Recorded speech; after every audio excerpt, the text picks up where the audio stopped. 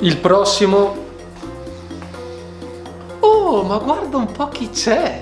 Ciao Leonardo, benvenuto all'inferno. Ma sei il diavolo? Sì, piacere. Allora, vediamo perché sei qui. Ok. Ah, hai rifiutato quando ti hanno offerto da bere.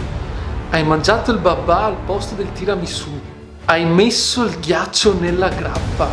Hai detto voglio tua nonna. Ma sei matto? Lo sappiamo tutti che Voglio è morto e Voriese è in agonia. Vabbè, andiamo avanti.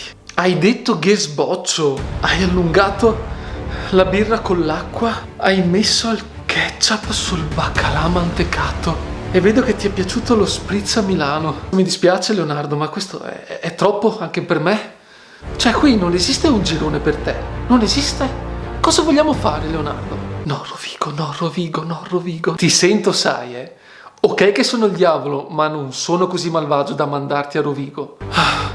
Ok, grazie. Comunque, ho deciso che ti riporto in vita, perché qui non c'è posto per te. Sì, Gesboro, ma ad una condizione. Passerai il resto della tua vita a sentire costantemente odore da freschin. Oh no! Senza sapere da dove provenga. No!